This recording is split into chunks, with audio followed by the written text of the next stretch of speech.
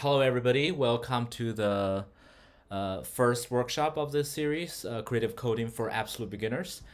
Um, First, I'll give you a little bit of introduction of myself. For those of you who do not watch the workshop preview, I'm Jack. I work as an instructor at New York University's Abu Dhabi campus, where I work in this program called Interact Media. Interact Media program is a program that combines is very interdisciplinary. It combines a lot of different fields, a lot of different disciplines like design, um, engineering, computer science. So for the most part, I believe I would say that you are trying to utilize technology for a creative purpose. And one specific sort of subcategory of what we do, or a type of classes that we have, is called creative coding, and which is the topic that we were going to be covering today. So, what is creative coding? Creative coding, uh, is like a sort of a new way for artistic expression. Um, in the past, people paint sketches. You can draw sketches. You can make paintings. You can make music. Produce all kind of.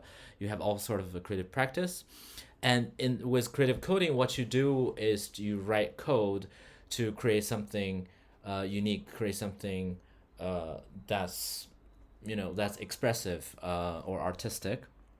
And I'll start by showing some examples. So essentially, you are sort of creating a painting with code.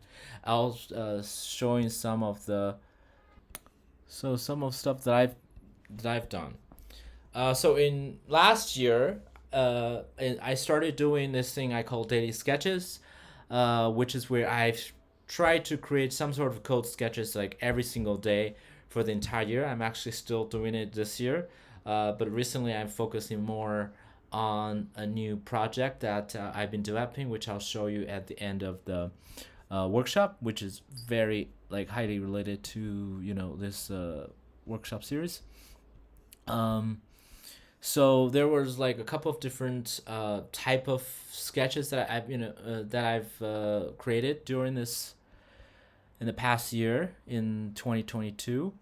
One category is based on scribbles. I'm really fascinated by scribbles because people can scribble ever since they can hold a pen. It seems like random, but with this kind of random natural scribble, you can actually create a lot of more less random or actually representational work. So uh, with the different density of scribbles, I was able to create like a gradient.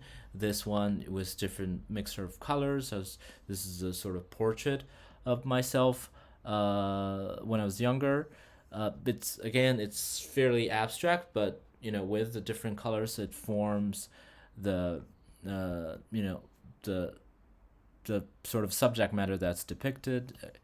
This is more of very sharp lines, and then later I was doing more of a back and forth zigzag scribble, and again a gradient, and this is Mona Lisa, and a self portrait, a animated self portrait. Another type of sketches that I was doing are based on repetitions. For instance, I started with just by repeating circles. So this is very obvious that there's a spiral of circles, but as it get closer and as I change shape, it becomes more and more interesting. This has some sort of a web or kind of a hollow effect, and as I put the shapes, or the circles or different shapes, even closer together and change the color gradually, you don't even see the shape anymore. It actually starts to form like a very natural smooth gradient. And then I started to experiment with this. It's all different kind of colors and shapes. In a way, all these colors, they're math. They are it's in a way it's like visualizing math. So that's one way you can think about what we are doing here. And later I also did some more sort of flowery ones that more resemble like a flower. And similarly, was by just repeating circles and changing the movements, I create those bubble or blob effect, like these. And then there's some more a different type of coding that's called shader. So shader programs, uh, very briefly, they are running on GPUs that runs really really fast. They are good at um, sort of more complicated visuals, and so these are some of the experiments that I've done, where I was emulating lights and mixing different colors, and these are more like fluid, and then later it's more just a pattern, like very abstract pattern. Okay, so these are some of sketch that I created, and with coding, it just like painting. It's really the possibility is endless. You can decide what kind of painting or music you would like to make. It's really up to you. What I'm teaching here is the tool that empower you to do whatever you want. And also, one of the reasons why I created this workshop, and I actually trying to do this teach this workshop to a lot of different places, and most of the time for free, is because when I was a kid, I was really into this kind of stuff, but I had no idea that these are possible. I was really really wanted to learn coding, but I did not have the resources to learn that. So I really wanna make these kind of resources available to people, so that more people can learn coding for free and use coding for creative purposes. Okay. Any questions so far? Again, feel free to interrupt me at any time, and ask any sort of questions. Yeah, asking question is sort of the best way to learn, or I will say a lot of things are best ways to learn, but that's one of the best way to learn. Okay. So that's some of my sketches, and so what can you? So how did what did I use to create this? There are about three, or sort of two major platforms. One is called processing. Let me close some of these. This is really blocking my view. Okay, this is a lot better. Um, so one is called processing. Um, this is a foundation that really dedicated to creative coding, or in their own words, since 2001, processing has promoted software literacy within the visual arts and visual literacy within technology. So that's exactly what they're trying to do.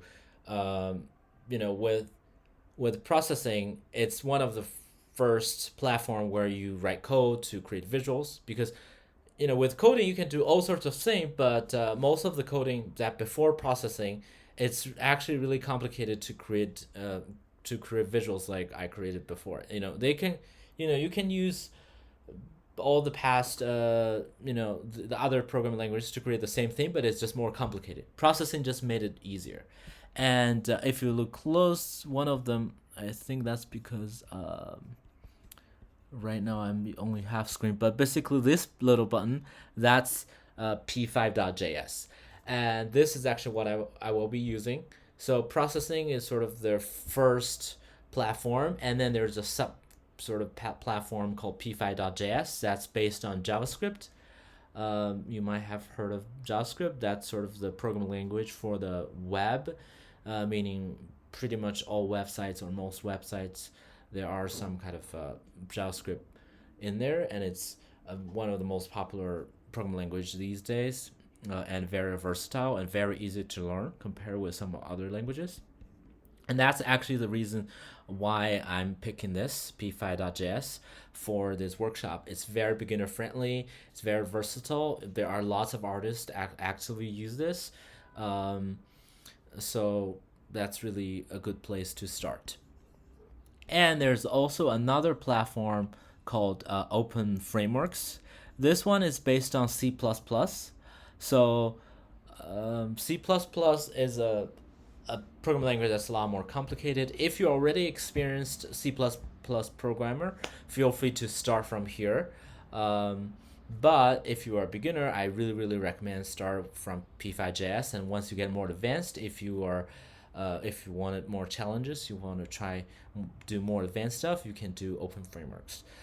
For the most part, P5.js and open frameworks, they can do very similar things, and most of the stuff that you need to do, especially within the scope of this workshop, you can do it in P5.js.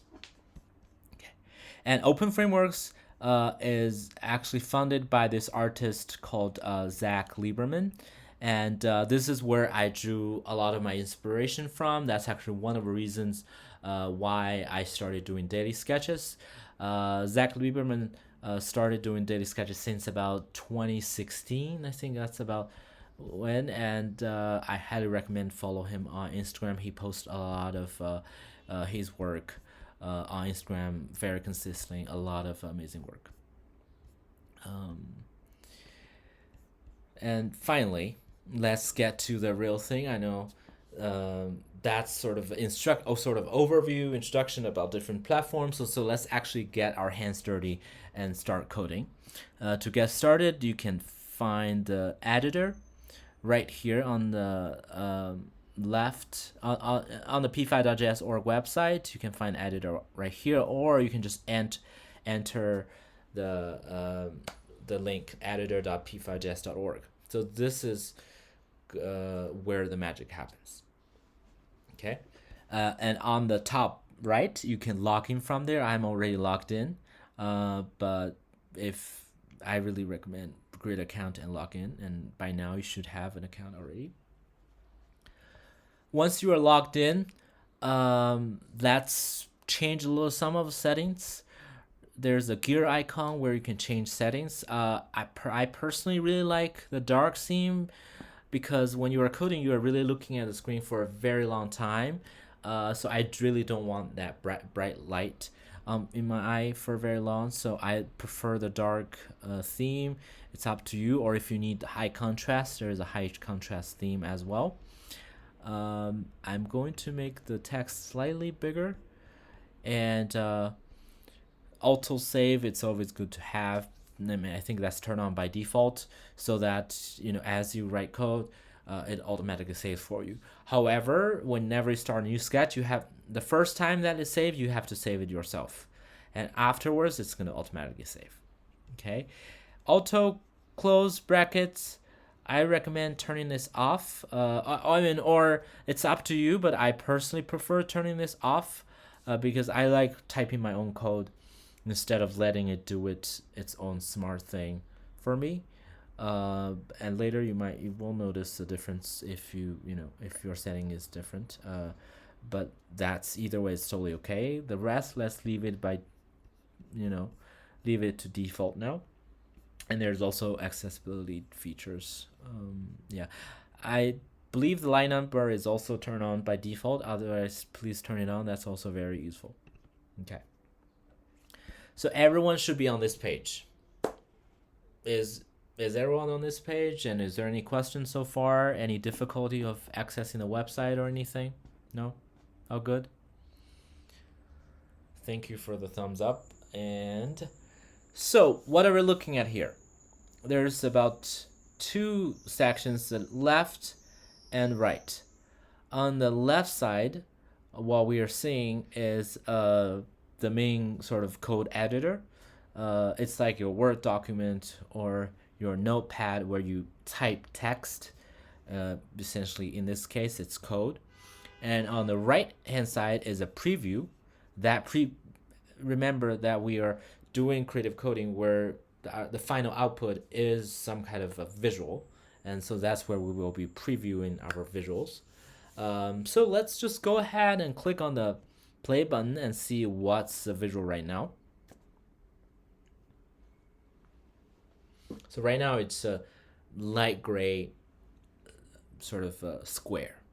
Yeah. And why is that? Let's start reading some of the code. There are two functions. one called setup, the other one called draw, and each function are enclosed by the two curly braces. And within the function, you can see these are also called functions. There's a function or a statement that says create canvas. Guess what does it do? It create the canvas. So that's literally what it does. So it create this, the square that we are seeing right now. That's how it's created. And what is the two numbers? You can change the number. Just give it a try. For the most part, you're not gonna break. You're not breaking anything. That's one great thing about creative coding or coding in general. You're typing some code, everything happens on the computer, and in this case, especially it's in a browser. You're not gonna break anything. Like if you're painting, maybe you're gonna break your paintbrush, you're gonna break your canvas or whatever. Over here, if it doesn't work, you close the window, you open another window, everything is fine. So we're in a very safe space here. Okay, so let's try to change the first number. Instead of 400, let's change it to 300 and run it. Now it's narrower, and if I change it to 200, it's even narrower. And if I change the second number to 300, it's shorter. If I change the second number to 200, it's even shorter, and now it's a smaller square. So what does it mean? What are the two numbers? So it's width and height. Actually, let me turn on chat. I realize there's a lot of chat messages that I haven't been checking. If I go, okay, we can do, yes. Oh yeah, so it was smaller and vertical. Yeah, thank you, Aya, and some of you did X and Y. So that's the width and height. Yeah, let me leave chat on the side so I can see those questions. Yeah, that's the width and height, and essentially 400. That means the 400 pixels. So I'm gonna put it back to 400 and 400. So that's 400 pixels. If you have auto refresh turned on as you change those numbers, it's going to update automatically. Okay. And now let's actually save this. I know we haven't started writing much code yet, but let's see how we save it. You can use shortcut, just a regular shortcut, Command S for Mac or Control S for PC, or you can find File and Save. So this will save the sketch. I'm also going to change the name up here. This is workshop number 1, and I'll leave it like this for now. Now I can run the sketch. Once it's running, again, it's going to automatically refresh as you change. So that's the size. Yeah. So most of the time, if you don't know something, just try to change the number, and you will figure out what that number means. And what is the background? So it's 220. Why is it 220? Let's change it to 100. Let's see what happens. It becomes darker. And if you change it to 10, it's almost black. So essentially that number is how dark the the canvas is, or essentially change the background. But what if I don't want gray, I want a different color? One simple way for beginners is to simply type the name of the color. Instead of 10, you might want to type red, but this will not work. This actually is going to break. And you see there's error message that says it's not a valid color. If you want to use any sort of text, you need to put them in quotes. So red, so before red and after red, I put double quotes. Either way works. You can use simple quote as well. When I put them in quotes and red, now the background is red. And then we can also change it to green. And there's also this little circle. That's a feature in the P5.js web editor, where you can manually select a color. But as you select color, you notice instead of red or green, it actually shows some numbers. It says RGB. So there are a couple of different ways to represent color. One way is to use RGB, which is also how our computer screen represent colors. If you have a microscope zooming all the way, you'll notice that our screen is actually consists of three colors, three color pixel, like red, green, and blue. That's what they stand for. And then the three values represent how much of each color you want. So how much red, how much green, and how much blue. And you can use this handy color picker over here, or you can just Google color picker, and inside Google you can choose a color. Let's say I want a green, a darker green, and then you will see the RGB value. As you can see, there's a couple of different ways to represent these colors, or hex. You can use RGB right here, and you can copy this. And instead of putting everything in quotes, you can actually delete this. If you're just using numbers, you can actually delete this and put the numbers here, and then the same color will show up here. So if you are putting one number, it's essentially a gray value, how dark you want the screen to be or how bright you want the screen to be. The larger the number, the brighter it is. And if you have three numbers, that's by default RGB. So 60, 189, and 92 give you a green color. Any questions so far? Don't be shy. Just, if you have a question, feel free to ask in the chat or turn off your audio. If you have a question that you don't ask, it will be harder for you to follow along later. Okay. Yep, that's great. So we have background, and now let's try to draw something on the canvas. Let's try to draw a circle. How do I draw a circle? You might have guessed it. You literally type circle, and if you are good at recognizing sort of patterns, you will see, as background and something of this parenthesis. So these all functions has to start with some sort of name and then followed by two parentheses, opening and close. And inside those parentheses, that's where you enter the value that adjust whatever you are doing.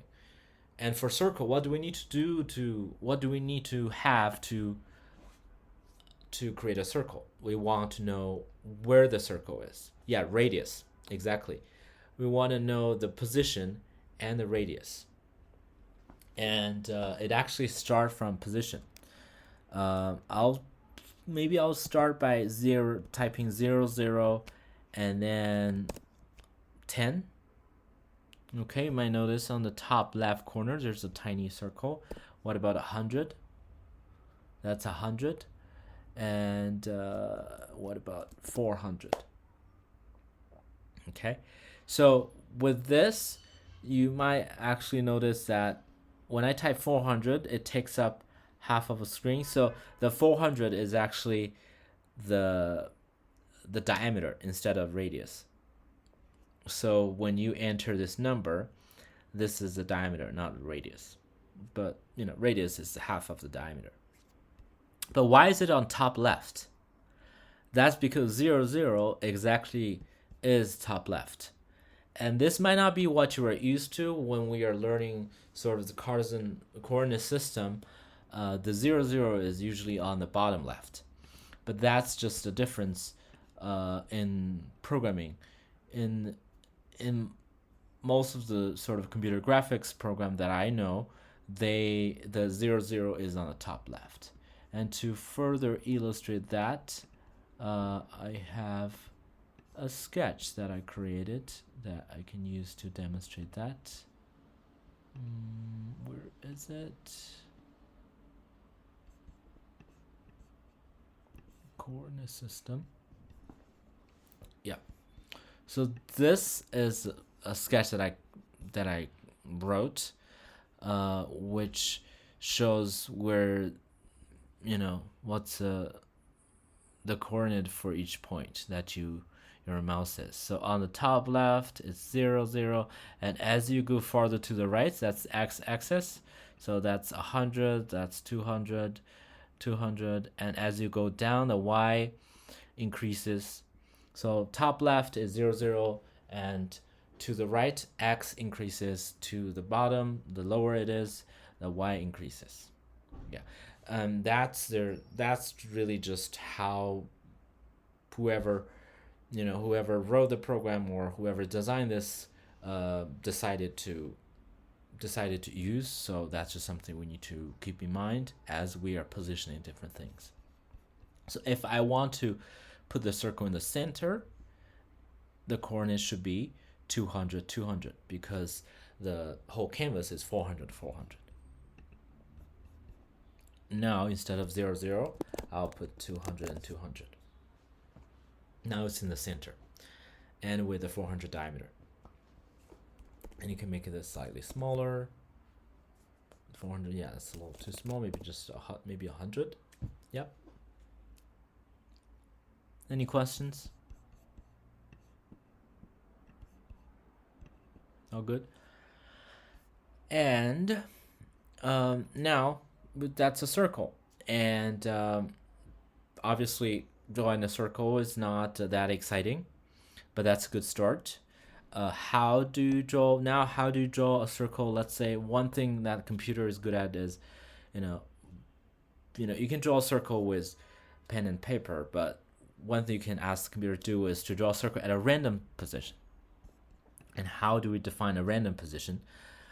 You can do that literally by just typing random. So now I'm changing the x coordinate.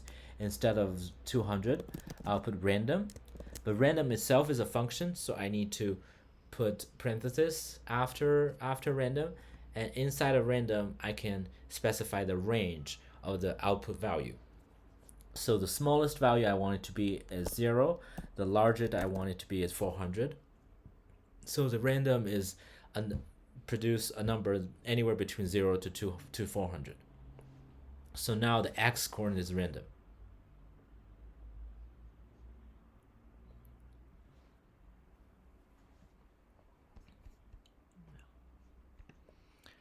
I'll make this,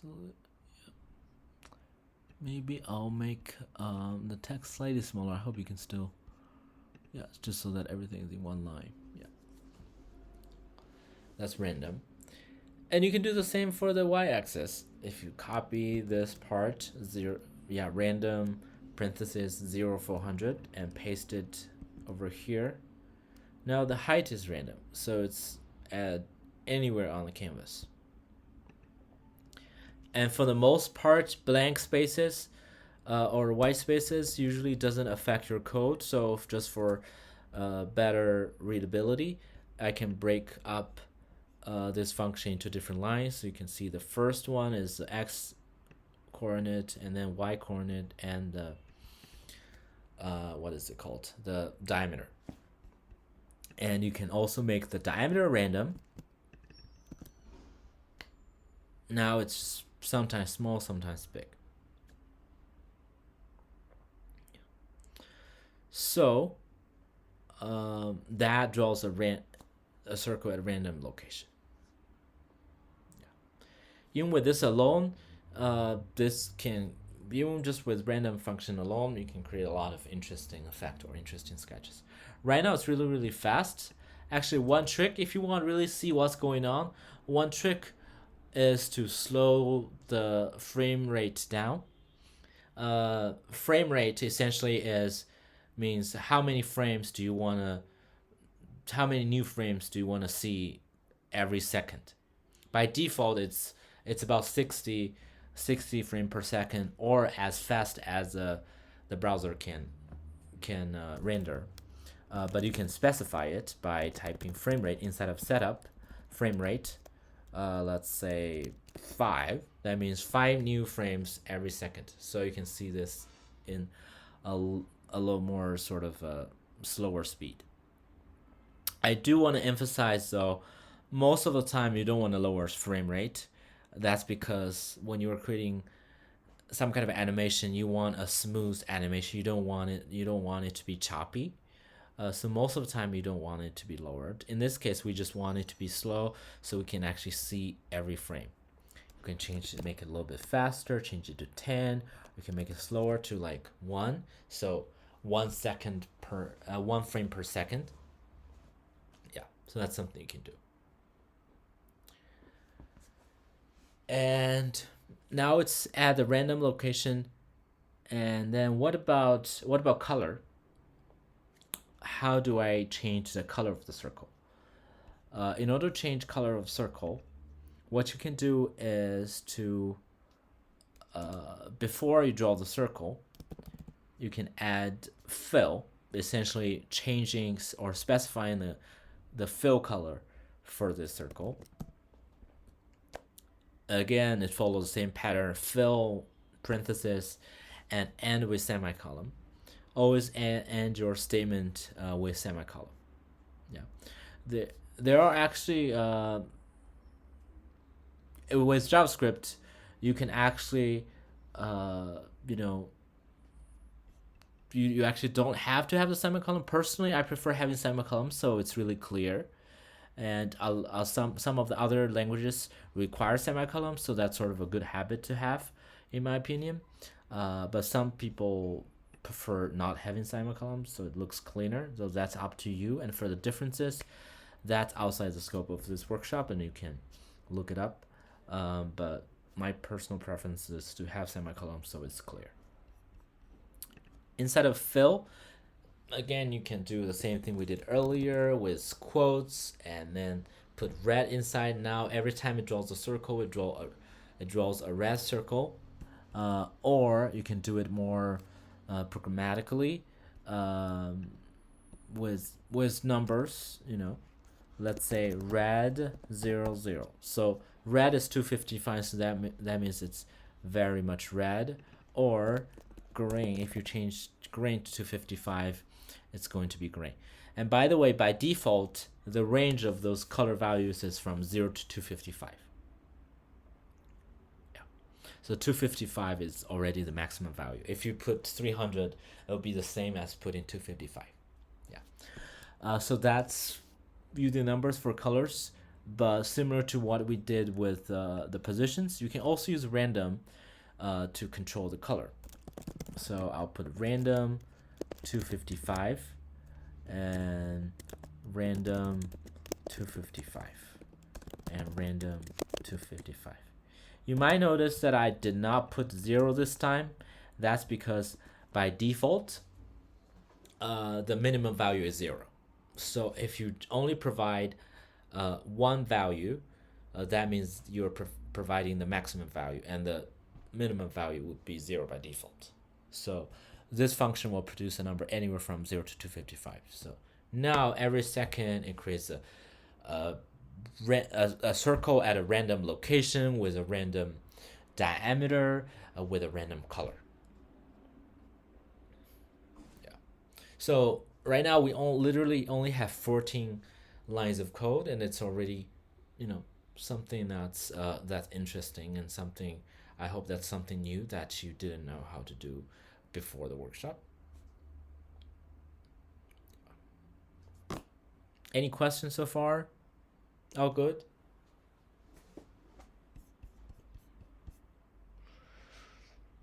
So now at random, great, thank you, JP. So random, so now it's random. So if you want the computers to do the work, just pick a random color and random shape. But what if you want your sketch to be interactive?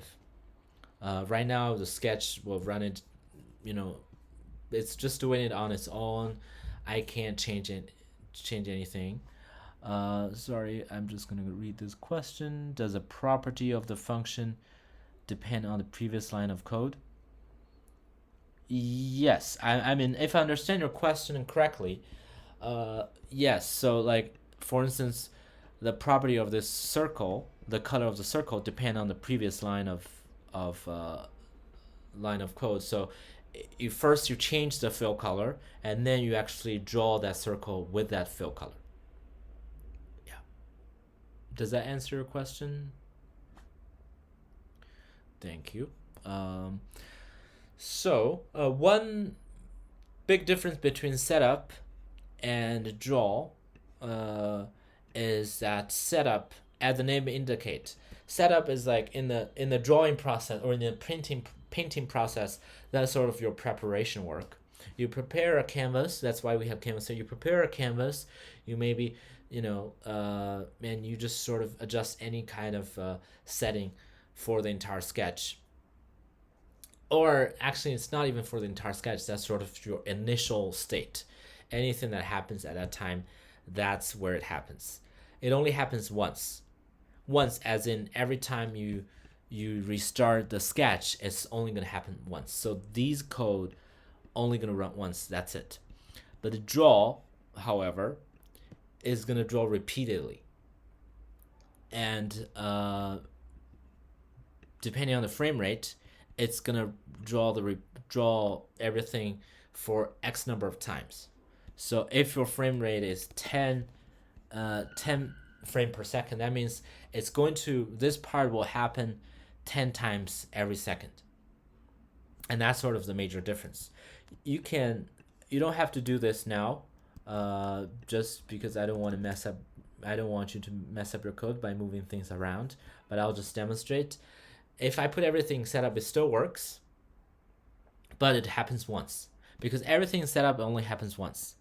And in draw, it doesn't do anything. So every time I refresh, it will be random, but that's every time when I refresh. If I just leave it there, it just stayed there, static. So that's what happened in setup. But if you put it in draw, it's going to happen a certain number of times every second. Yeah, like so. Yeah, and so that's random circle at a random location. I'm going to go to File and Duplicate. This is where I'm making a copy of the sketch and then make some changes. I'm doing this because I will be sharing the code after the workshop, so that in case it was hard for it to follow along, you can still reference to this. But again, I highly recommend stop me, interrupt me, and ask questions. Don't wait and think. Yeah, you think that okay, it seems easy. I'll figure it out later, but it's actually much better if you just ask the question right away. Ask it now. So the second one, instead of random circle at random location, I want to add a little bit interactivity. How do you do that? Instead of random location, I want it to be at the location of the mouse. And P5.js provide us a very easy way to do that. So instead of random, we can put mouse x. And also, since this is English workshop, so for those of you who speak English, you already know half of the programming language because all of this is designed and written in English. So as long as you learn the syntax of how different functions work, that's actually really easy. Yeah. So mouse X and mouse Y. Now it's on top left because when there's no mouse, it always stays as top left. That's sort of a default value as that's 0, 0. But once you move your mouse on your canvas, the circle actually follows your mouse. I'm going to change, instead of random size, I'll make the range a little bit smaller. So maybe somewhere from 50 to 200. That's a little bit, yeah. Or one other thing is I'm going to change the frame rate to 60 frame per second. That's a little too fast. Maybe just the size to be a little bit smaller. Yeah. I don't mind the fast changing frame rate. But now essentially you have a random circle with random color that follows your mouse. So that's how you can add interactivity. Mouse interaction. Yeah. And then one other thing what we can do is to remove background. The reason, yeah, let's remove background, or you can move background instead of setup, and let's see what's the difference. So now the only thing I changed is to move background from draw to from draw function to setup function. And now as I move my mouse around, it actually leaves a trace, leaves all the circles. So why does this happen? That's because draw is additive. That means what draw does is always drawing new shapes on top of the previous stuff. So as you're painting, you're adding more paint brushes. It covers how do I cut and paste. You can select the code and right click. Sorry, not right click. Add maybe. Okay. I thought there would be cut and paste here. Okay. So what I did was use with shortcut. So on Mac you can do Command C or Command X for cut or Command C for copy. And on PC it should be Control X or Control C. And then to paste you can do Command V for paste on Mac or Control V to paste on a PC. Yep. So that's how you can copy and paste. So draw essentially draws on top of what you have before. That's why all the circle that's already on canvas, it's left on canvas sort of forever until you refresh it. And once you move background to draw, the reason why it seems like the circle is moving is because what background does is cover the entire canvas. So for every frame, what you're doing is you cover the entire canvas and draw a new circle. So that's the reason why you don't see the previous circles. And it seems as though the circles is moving with you. But what you're doing is actually just painting over the entire canvas and then painting a new circle. That's what's happening here. So depending on what you're doing, what you're trying to do, you can decide whether you want to put background inside of a setup or draw. So if you put in draw in setup, you can actually use those random circles to draw, to sort of manually draw with your mouse on canvas. Yeah. Any questions?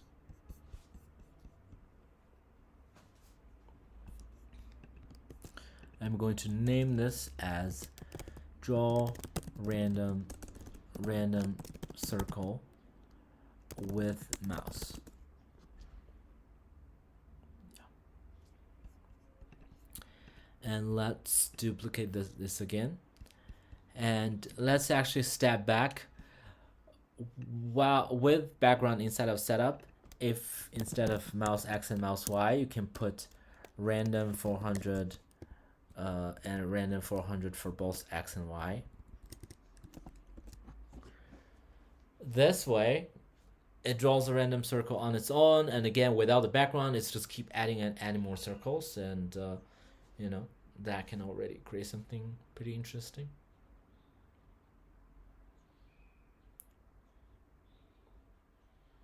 Yeah. So that's random circles at random location. And again, I'm going to add a name, draw random circle at random location. Random locations. I'm going to duplicate this again. Earlier, what happened is as you move your mouse around, the circle just draws automatically. What if you want to press to create a circle to make it really feel like a drawing or painting app? In order to do that, before you draw the circle, you can add what's called an if statement. So only under a certain condition you will do this. Otherwise, you don't do this. You don't want the code to do this. You can add an if statement. So if, and then with parentheses, that's your condition, under which condition you want the rest to happen. If mouse is pressed. Pay attention to the, the upper or lowercase of each letter. That's programming languages are usually case sensitive, so you need to make sure that you have the right casing for each letter. So mouse start with lowercase and is pressed, they're capitalized with no space. So if mouse is pressed, and put all the rest in curly braces. Pay attention to where it starts and where it ends. As a programmer, you are really making all the decisions for the computer, like what the computer should do. So you have to be really careful where you put everything. If you misplace anything, the computer will not understand. We think of a computer as something really smart, but the computers are actually not that smart. It's the humans that are smart to write the programs. And you have to give very clear instructions. If you put the curly braces in the wrong location, it will confuse the computer and it will break the program. And one other nice feature the web editor has is something called tidy code. So inside of edit, you can click on tidy code and it automatically tidy the code based on a certain format that they defined. So with tidy code, is sort of add two spaces before fill and before circle, so that we know that it's sort of inside if statement. So if mouse is pressed, let's fill this color and then draw a random circle. So let's run this again. Now as you move your mouse around, nothing is being drawn. If you press a button, okay, so if you press a button, it draws random circle at random location. That's because I forgot to change it back to mouse X and mouse Y. So mouse X and mouse Y. So in this case, it's going to draw add mouse and add the position of the mouse. So now if I press, it's going to draw at the position of mouse. So you can use this to literally create like a mini drawing app. So I can make this much smaller, maybe largest to be 50, smallest to be 20, and we can just use this to draw digital futures. Okay, F, and we can draw a smiley face right here. Yeah, I think now at this point it's kind of hard to read, but you get the point.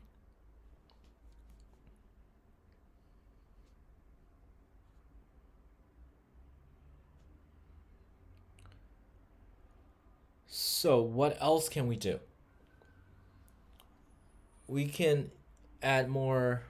Thank you. This is so cool. Thank you. So what we can do. So one of you said there's an error. What's the error? Can you?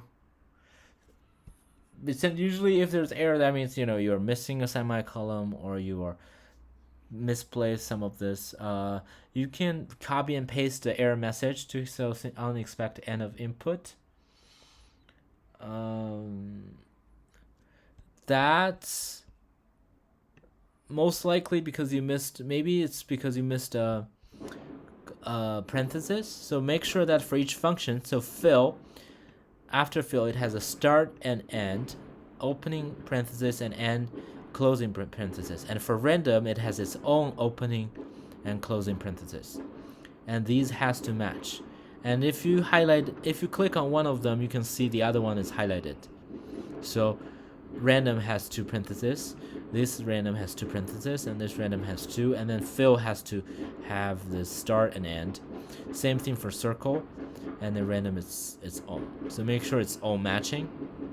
And for if also, if needs to have this start and end parenthesis. And for function, the whole function, the draw function, it needs to open with open curly braces and end open curly braces, and also the if statement. Just make sure it's all matching. Yeah. I hope that will help you solve that problem. Thank you. So that's all good there. And so that's a curly. Also for if you don't use curly braces a lot, it might be a little bit difficult for it to find it. It's the same where the square brackets are.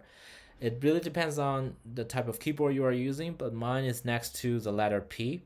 So there's two square brackets, but if you press shift and then press the square brackets, it will give you the curly braces.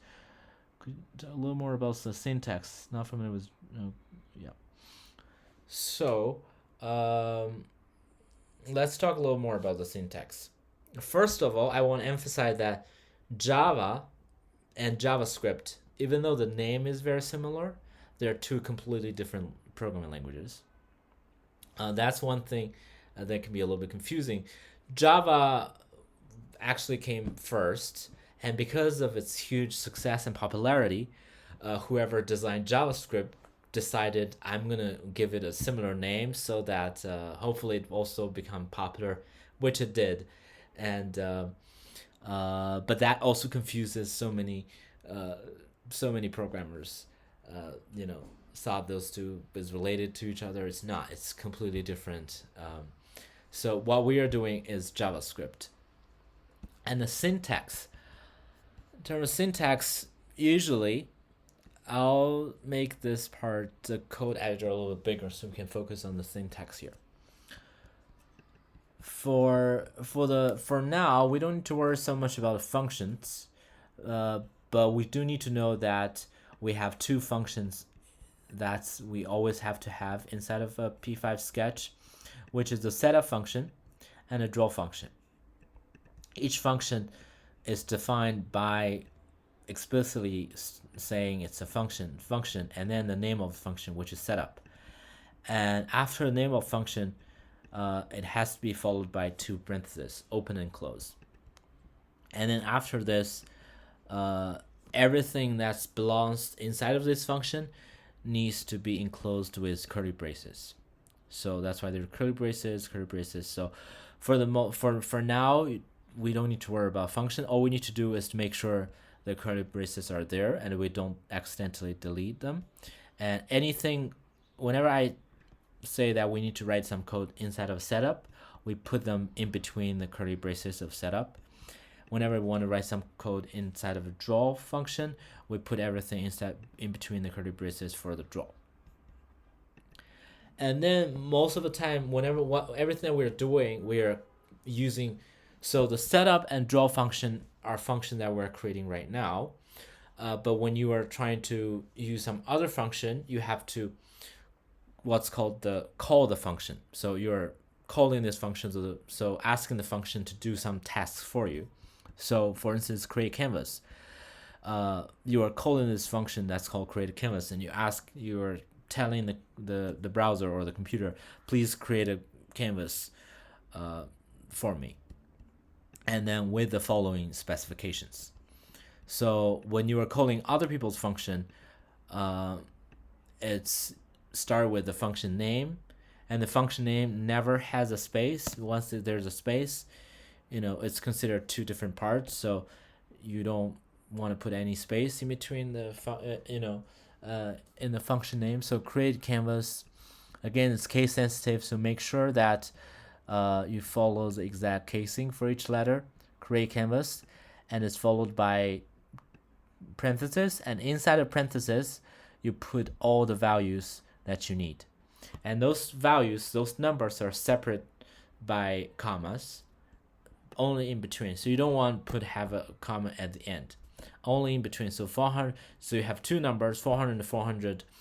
for the canvas, and in between you put a comma. So the width and the height, and at the end of each statement, you need to put a semicolon. Yeah. Again, if you don't want to put semicolon, you can go ahead. You can Google and read in what scenario you can leave it out and why or anything like that. But for beginners, I recommend putting semicolons so it's clear, and I personally always use semicolons. Yeah. So that's sort of the basic syntax. But then exactly like how do I even know that create function takes sort of these are called two arguments. So how do I even know that it takes two arguments versus frame rate takes one argument and background takes like three arguments, sometimes one argument. How do I even know that? For that, I knew that because I've done this before. But if you're complete beginners, or whoever that's new to P5.js, they have to go to help and find a reference. I'll go over the reference a little bit later. Maybe why don't I just do it now? So in reference, that's where you can learn about all the functions that's available in P5.js. So we've learned how to draw a circle. What if you don't want it to be a circle? You want it to be more of an oval shape. You can use ellipse function. What if you want to draw a line, draw a point, a rectangle, or square, or triangle, and so on and so forth, or even curves? All the functions that you need, you can find them here. And let's say, as an example, how do I draw a rectangle? You go to click on rect. There's a description of how this function works, and there are example code of how this works. What's great about the P5.js reference page is you can literally edit the code inside of the web page and see the difference. So there's a rectangle. You can click on edit, and instead of 300, we can change it to full 400 and run, and move it to the right a little bit. So that's actually the x-axis. Again, how do you know? The syntax are here. So for the exact syntax for each function, you have to go to the website, go to the reference page, and look for them. So for rectangle, there are, let's say in this case, it requires four arguments. The x, y, very clear, that's the x and y coordinate, and w and h, that's the width and height, and then detail x, y, so that you can read. These are a little more complicated, so essentially you can read exactly what they are referring to, and anything that's inside of a square brackets, they're optional. That means you do not have to provide them for it to work. So anything that's not in square brackets, you have to provide them. So in order to create a rectangle, you have to have x and y position and the width, but you do not have to have a height. For instance, if you don't provide a height, it will assume you want a square. And then the top left, top right, bottom left, bottom right, bottom left, these are the rounded corners. So essentially the radius of each corner. Yeah. Again, they're optional, so you don't have to provide them. But this is how you can read syntax for each individual function. You can look every function up, and then reference to that. One other, while we are talking about syntax, one other new feature that P5.js editor added is autocomplete. This for beginners sometimes it can be a little bit confusing, but it can also be a very useful reference. So in settings, you can turn on autocomplete. If you turn on autocomplete as you type, for instance, if I type circle, it actually shows you that the circle requires three arguments, x, y, and diameter. And then you can use the tab. You can just press the tab key, and it's completed for you. So it types circle for you. Yeah. So if you want that, you can turn it on. For now, I'm going to type all the letters myself, and I'm going to turn it off. And I believe it's turned off by default as well. Yeah. I hope that answers the syntax question. Where is settings? So setting is a gear icon on the top right corner. Yeah, this gear icon. If you click on that, that's settings. Yeah. Is there a way to have random opacity of the circles as they move? Yes. So for fill, for now we only use three values. If you go to a reference page and search for fill, you'll find fill right here, and go all the way down to the syntax. We have value 1, value 2, value 3, and there's also optional alpha value. Alpha refers to the opacity. And you can see one of the reference. Let's see. Which one should we use? So, reference. Yeah, I think by default, that's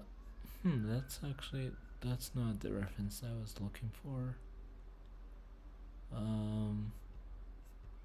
I believe by default alpha value is also from 0 to 255, but and it's not really specified here. Yeah, the default color space is RGB with each value ranging from 0 to 255. Yeah, I believe the alpha value also range from 0 to 255, but let's test it out. So again, I want to just save this version, just make sure it works. Let's move this a little bit to the left. This works. I'll give it a name. Click to draw random circle at mouse position. Yeah, I'm gonna create a new one, and this time besides RGB, so in this case I actually didn't like the tidy code feature for putting everything in one line, just because we have a more tighter space, so it's harder to read if it's in one line. We can add additional one, random 255. So now it's going to have random opacity. You see how of them are a little more hollow. Yeah. So that's random opacity. And by the way, you can change the fill. The stroke is black. You can also change the stroke color. Same thing. 4 values or 3 values. I'm going to make it white just to demonstrate. Now it's a white stroke. You can also change how thick the stroke is with stroke weight. And again, it's in pixels. So 10, that means the stroke weight is 10 pixels. So it's really thick stroke. Or 2, slightly thicker than the default. So you basically have full control over how you want to draw, but you do need to know those functions, and all the functions are inside of reference. So I've demonstrated how to draw a circle, and it should be very similar to how to draw a rectangle or other things. Yeah. And I'm going to add, this is random opacity.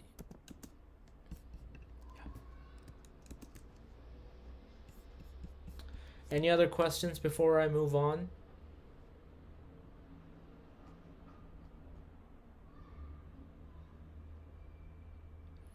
So let's move on. Now we've learned how to draw. Okay, repeat when you don't have to type. Oh, yes. So random. So that now we've known about reference. So let's just search random and find its function random and see how random works. So for a random, you can provide a minimum value or a maximum value, and they're actually, both of the value are optional. And how? You can see more in this description. If no argument is given, it returns a random number from 0 up to, but not including 1. So it can produce like 0.999999, but it would never produce 1. So that's the default behavior if you don't provide any argument. If you provide one number, it returns a random number from 0 to that number. So that's the reason why I don't have to type the 0 to 55. That's because that's just, how this function works. If you give one number, it will be a number from 0 to that number.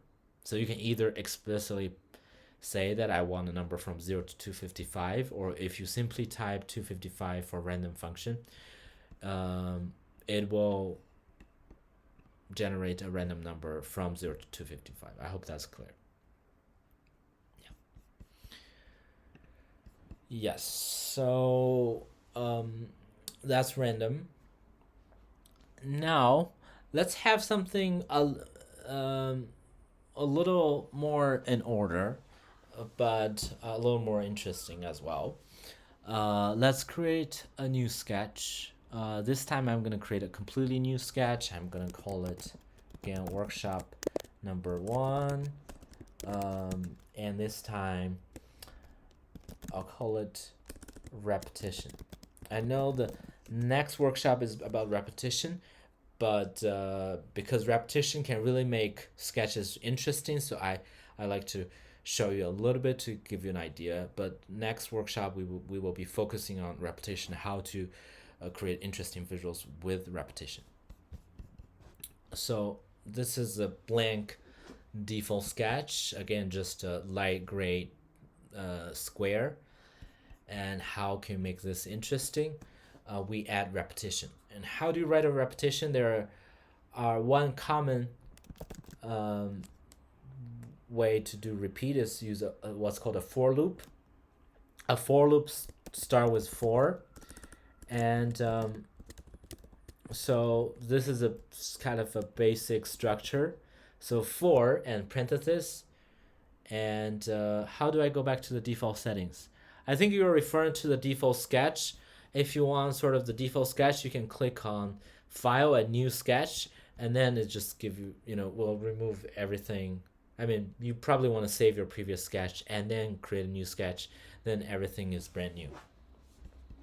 So for loop, that's what it looks like. For loop, inside of for loop, that's sort of the condition for this loop. And then you want the curly braces for all the statements that or all the functions that you want to put inside of this for loop. So what do we need? What kind of condition do we need? We need three separate conditions. The first part is initial state. So let I equals to 0. So that's initial state. Don't worry about it if you don't know what's going on there. I'll explain it in later. So for now, let's just type. And so this is initial state. And each state has to be separated by semicolon. So that's initial state. And then the second part is under what condition you want the loop to continue. You don't want to create what's called an infinite loop. Means is the function or the program or your sketch gets stuck in a loop that it never gets out. So that's actually going to freeze your browser, and you have to restart your browser, or at least restart or close a tab to restart the P5JS editor. We don't want that. We don't want infinite loop. We want the loop to stop at some point. You don't want to just keep going and never stop. So what's the condition? If I is smaller than 200. Okay. The last part is what happens after each loop. We want I to increment by 1. Yeah, I think what happened here is I might have sort of semi froze a lot of your computers. So right now you either want to turn off auto refresh, or you want to stop the sketch, because as we are typing, P5JS editor is trying to run the code, but this is not complete code, so it's getting into weird situations, which we don't know what's gonna happen. So if it's stuck, you can try to click the stop button. If it doesn't work, you might want to close the tab and open it again and create a new sketch. But hopefully you were able to stop it. Once it's stopped, Now we can keep typing. So we want to create something like this. Again, I'll make this slightly bigger so it's easier to read. So now what are the three conditions? So it starts with I equal to 0. That just means initially I, which is a variable, which is sort of in this case you can think of it as a counter. So a counter, if you want to loop something or repeat something, you want it to know how many times you want to repeat. Let's say we want to repeat this certain thing for 400 times. So this counter starts from 0. 0, you can start from 1, but 0 is really just a convention. For programming, most of the time we want to start from 0. Yeah. So initially this counter start from 0, and then we want to count 0, 1, 2, 3, 4. And how do we make that happen? That's the last part. So after each iteration, after each time we run the code, we want I to increment by 1. So I equal to I plus 1. That means when I equals to 0, now I becomes 1 because 0 plus 1 equal to 1. If I equals to 1, I plus 1 equals to 2, so I becomes to 2. So this is sort of essentially making I increment by 1. That's what's happening here. And the middle part is a condition under which the loop should continue. So if I is smaller than 400, it should continue doing this. Okay. One way we can visualize this, before we start doing anything on the canvas, what we can do is to use a function called print. We can print I. So printing will display some text inside of console. So the bottom part, which we've only seen error message from time to time. We didn't use it for much yet, but if you use print will display the text here. So let's run this now. You'll see, and then stop. Yeah, I think again because we're printing a lot, so this actually might slow down the browser. So again, try to stop it, but I'll explain what happened here. So it starts from 0, and so it's going to print 0. So start from 0, and print will print 0. After it prints 0, I becomes 1.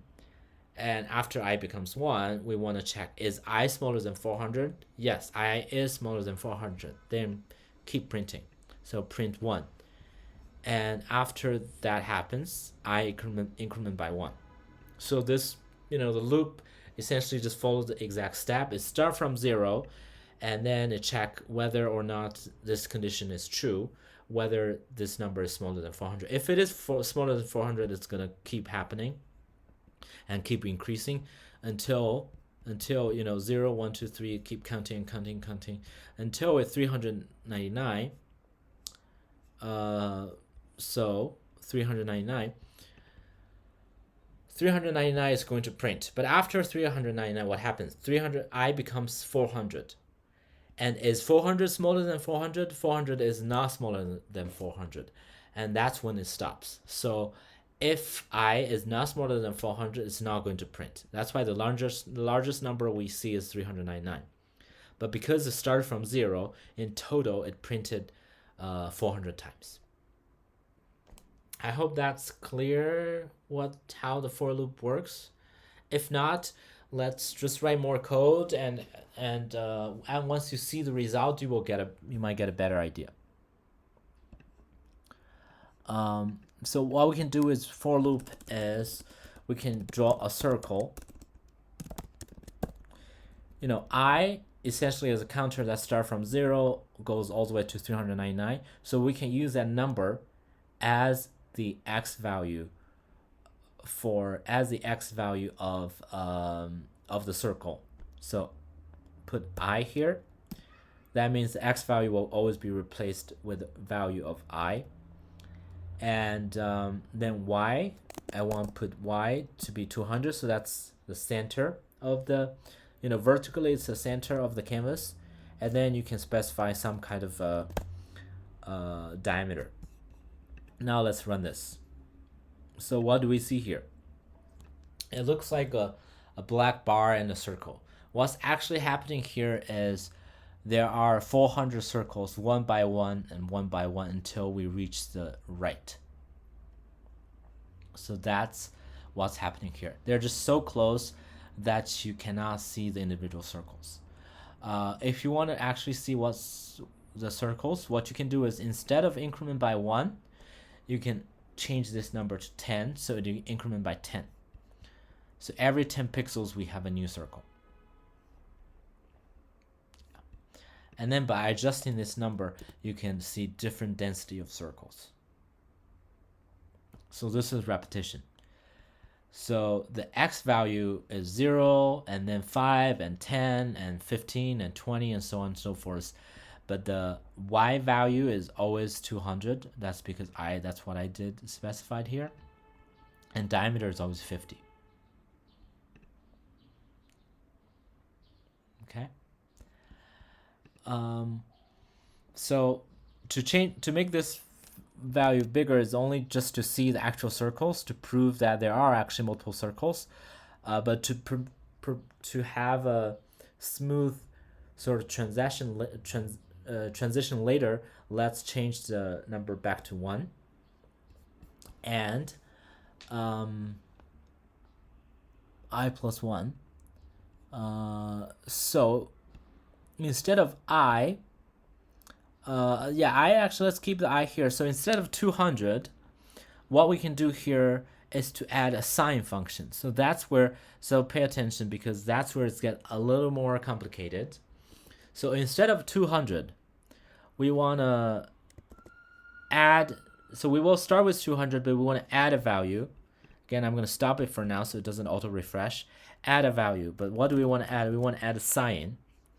And what's the input of the sine? The input is I. So if you learn sine in math, whenever you provide a value, let's say if it's 0, let's just take a quick look at sine wave. Yeah. So the x coordinate is input and y coordinate is output.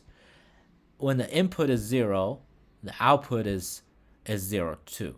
When the input is, this is about, this should be half pi, or that's essentially 90 degree. If the input is 90 degrees, then the output is sort of the top. And if the input is, this is 270 degree, then the output should be sort of the lowest value.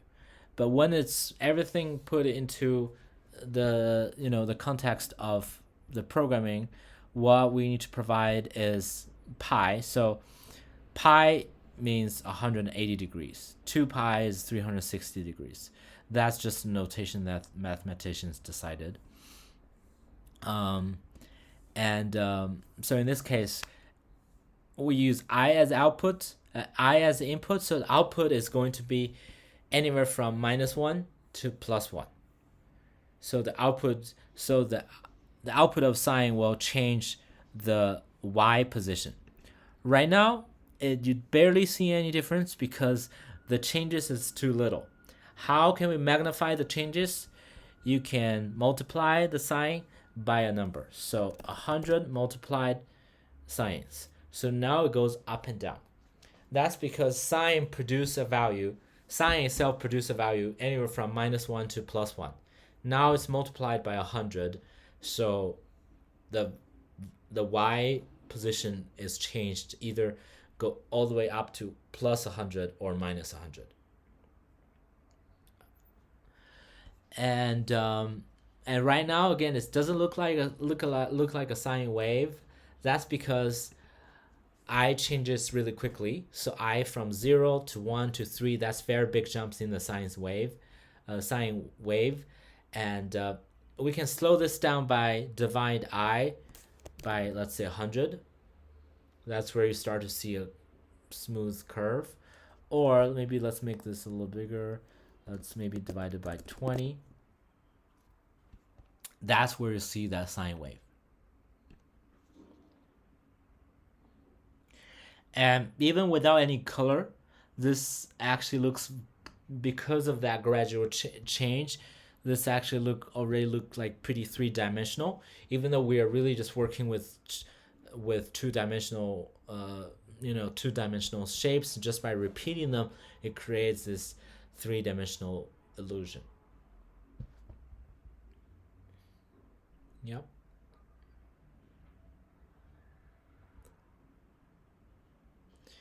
And how do we make this move? You can, let's say, if you want to move the one way you can make this move is to add additional value to the input of the sine. So, pay attention to where I put the number. So inside of the parentheses, you can add a number, additional number. Maybe I'll also break this into 3 different lines so it's a little bit easier to read. So let's say if I add this by 2, you'll see it moved a little bit. If this is 3, it moves a little bit. 4, move a little bit. 5, move a little bit. So how do I automate this? How do I make it move on its own? That's when we can add another kind of special variable called frame count. So only C is uppercase. Now it really moves really fast. But what happens here is frame count is sort of a magic variable that that provides us with the number of frames that has passed. So as we've mentioned, what draw does is to draw something x number of frames, the next number of frames per second. So frame count give us that number of how many frames has happened already, has been drawn already. So if you print out frame count, you'll see frame count just keep increasing. So 100 and 200, because that's the total number of frames that has happened since you press the play button. And that gives us a very easy way to have a number that keep increasing. But of course, this is too fast. You can barely see what's happening. How do we slow it down? We can divide frame count by a certain number, by 100. Now it's very slow, so maybe just speed up a little bit, 200. 20, divided by 20.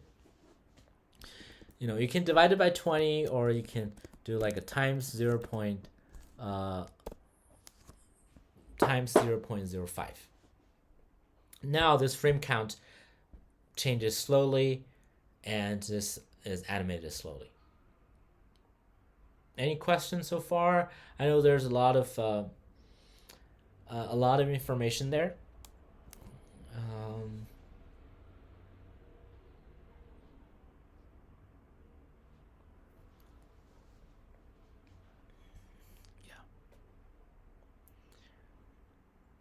Great, thank you. So that's frame count. I think we have about like 15, a lot of math. Yes. So coding in a way, it's a lot of math, and while we are, when you are visualizing it, you are really visualizing math. And to make it even more interesting, we can do the same thing. We can add the sine function to the. So we don't have a lot of time, so I'm going to do it somewhat quickly. We will learn. So this is really sort of a sneak peek for the next workshop, but we will learn more about this in the next workshop, so don't worry about it if you don't get it now. But I'll somewhat quickly demonstrate how you can add sine function to both color and the size. So if you add sines to the size, I'll just literally just copy this part and paste it over here. So, but that's too big a number. Oh yeah, I don't like the auto refresh. I'm gonna stop this. So 50 plus, maybe just 50 times is fine. So P5.js actually does allow minus diameter. It will just automatically convert sort of negative diameter to positive. So yeah, so don't worry about that because this will get to negative at some point.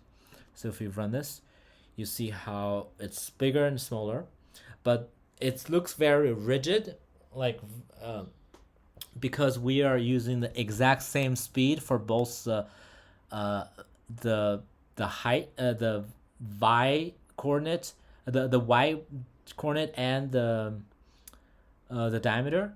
But if we simply change the number by a little bit, if they're a little bit off, they're a lot more interesting. See, just by changing that 20 to 13, this looks a little more dynamic. You can also change the speed of the speed as well. Yeah, that looks like that's speed. That's interesting. Maybe make this a little bit faster. Yeah, and let's also add this to color. Again, because I'm using half the screen, it's pretty squished. There's not a lot of space to work with, but hopefully that helps you to be able to use one screen and be able to follow along. I'm going to add fill, but inside of fill, I'm also going to add. Let me stop this. I'm also going to use a sine function. 128 plus 127 times sine. Also I divided by a number, and yeah, and I'm going to copy and paste. Again, don't worry about it if you're not following along. I just really want to demonstrate this. Now it's just from white to black. Again, that's because RGB changes at the same time. That's why it's black, but just simply by changing the number to different values, 10, 20, 30, it becomes colorful. And I can also remove stroke by using this function called no stroke. So now it's just a color. That's where you have a smooth color gradient. Yeah. So this is really a sneak peek for the next workshop, and I do want to mention that this is very much inspired by one of Zach Lieberman's, the artist that I mentioned earlier who founded Open Frameworks. I watched a YouTube video of him demonstrating creative coding in Open Frameworks with like a very similar method. So that's really inspired by that. And we will dig into more about repetition in the next workshop. Any questions? Any other questions before we get to the last part of the workshop?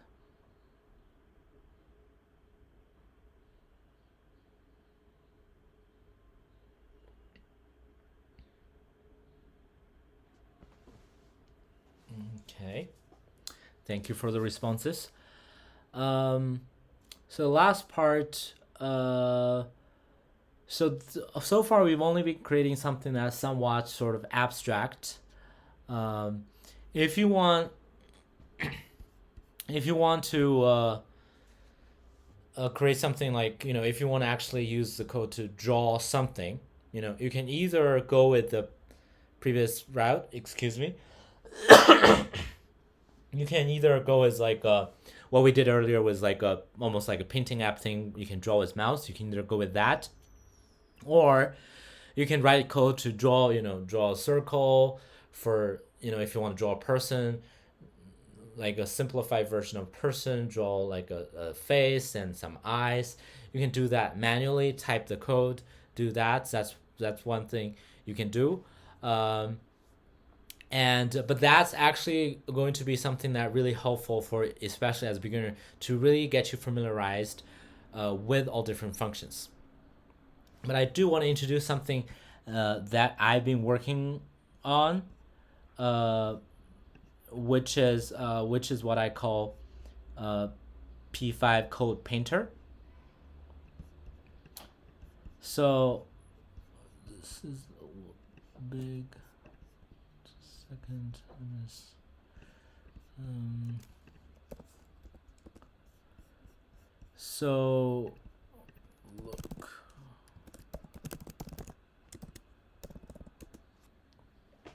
So P5 Code Painter is something I've been working on in the past couple of months. Um, that's something that I'm hoping to use as both as a teaching tool as well as uh, you know, a tool for especially for like P5 beginners to use to understand how different shapes, how to draw different shapes. Essentially, you can use this to draw just like any other sort of painting app or like Photoshop, Illustrator, how that works. Or you can choose the shape. So this is in very early development stage. So right now it's not public yet. I'm still working on it. I'll just give you a sneak peek of how that works. So for instance, rectangle, you can just draw a rectangle. It actually shows you what's the code in real time. As you move around, the axis moves. As you change its size, the size moves. And you can draw an ellipse, or press shift, draw a circle. And again, move things around. You can change its colors, change the stroke. You see, as you change the stroke weight is changed over here. The colors, you can change the color. Again, any changes that you made, the code will show up there. So that's something I'm hoping both as a useful tool for beginner, for P5JS learner, as well as for more experienced learners. Sometimes, if you want to draw something more complicated positioning, it's actually pretty hard to just try out different numbers. It's like a very tedious process. But if you can actually just move the shapes around, actually draw them to the spot that you want, it's just a lot easier process. Yeah. Let's say something like this. And once you have the code, you can literally just copy the code here. And that's repetition. I'm going to create a new sketch and paste over here. The same thing will appear right on the sketch. And let's see. Workshop number 1, P5 Code Painter demo. Yeah. So that's something I've been working on. So if that's something you're interested, I've been posting my progress every day on my Instagram. You can follow me on Instagram to see the progress. One day I will make it. Right now I think it's really in early stage.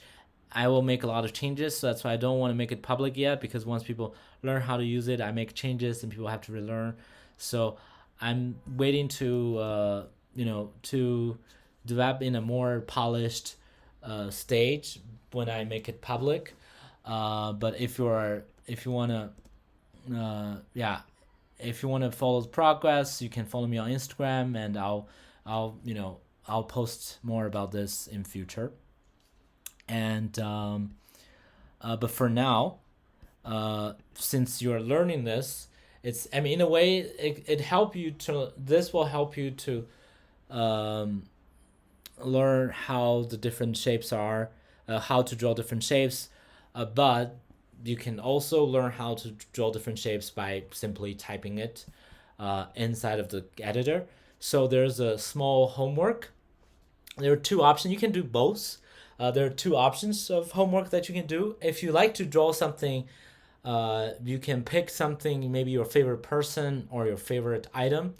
Try to draw it with P5 Sketch just by typing. Try to draw it in P5JS. You can go as elaborate as you want or as simple as you want. Let's say this, you can say this is your brother, or this is your sister. This can be a person, just a face. But obviously, if you want to really practice, if you want to learn more, you can really dig into the reference and try to draw different shapes and make it as complicated or as simple as you want. That's one way to go. Or if you want to draw something more kind of more abstract, like with the repetition and everything, you can go with that too. Just by even if you just had the same code that we had earlier, just by changing the numbers, changing numbers to different things, you can get different results. So try either or both of this, and with coding, I think practice really, or any kind of creative practice really is very important. If you learn this, and if you don't use it for a couple of weeks, you forget. So um, only if you are practicing constantly, repeatedly, that's how you can really get more comfortable with it and really be able to use it as a tool whenever you are using it, whatever you are doing. For now we are learning it for simple drawing and generative things, but it can really be applied to a lot of different things.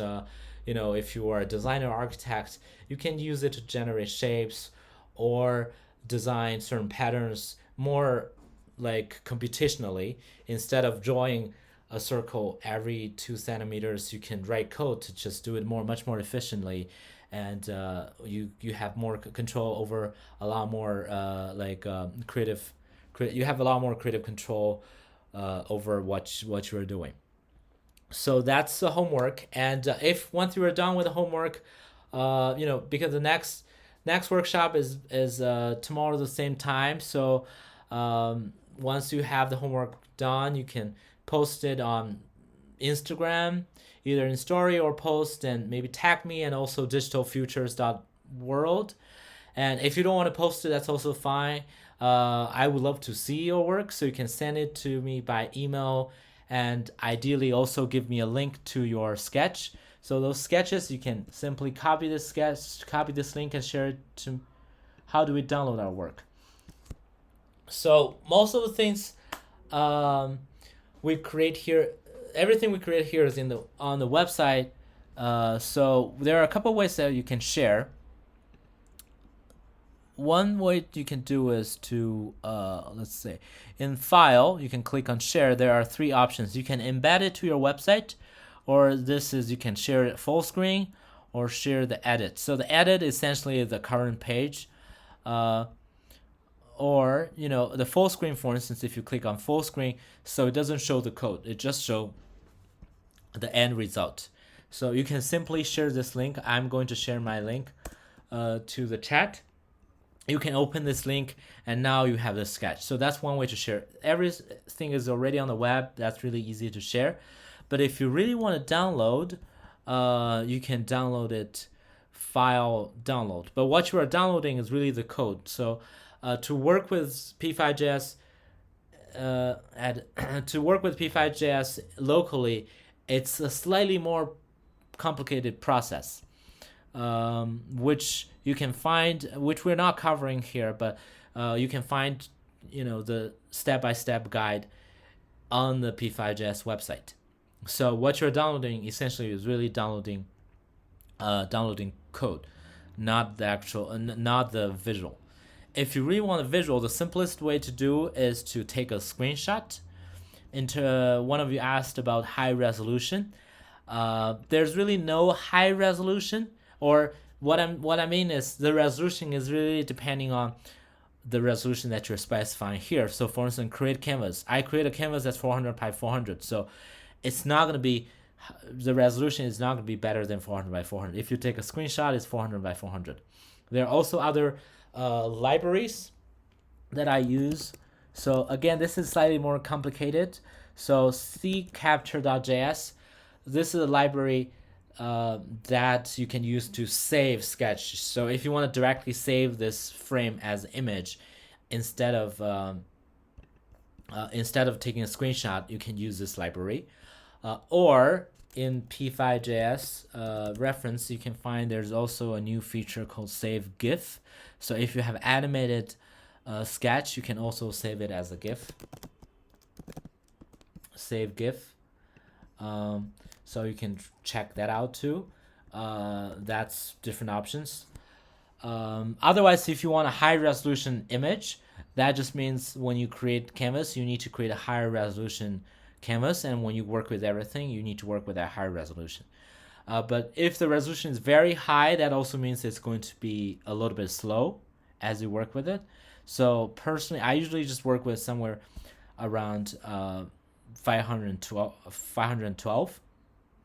And because of the, so this is a little bit out of the scope of the workshop, but because of this the number of pixels we have on the screen these days, like either you have 4K screen or you have Retina screen.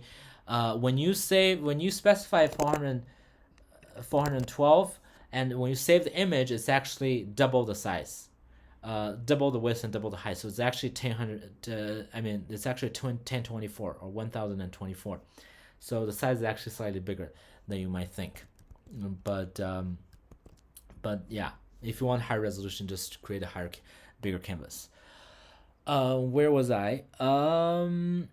So yeah, again, the practice is key. So I really benefited a lot from doing sketches every day consistently, because that really pushes me to do something creative every single day, and practice the skills every day.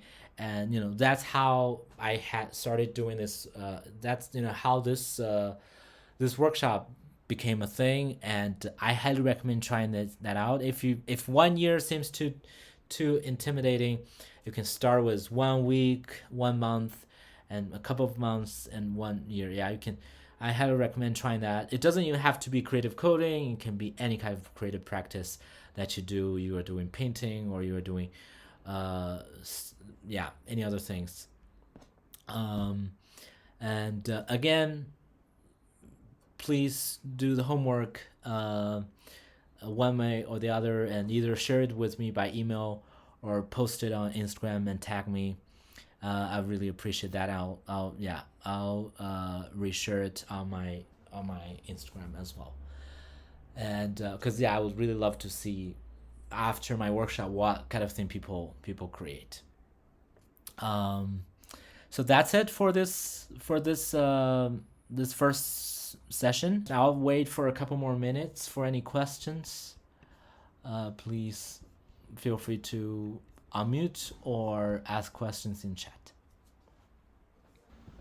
Okay, if there's no questions, I will see you tomorrow, same time. And I'm looking forward to seeing your what kind of sketches you will create on. Yeah, I'm looking forward to see them on Instagram.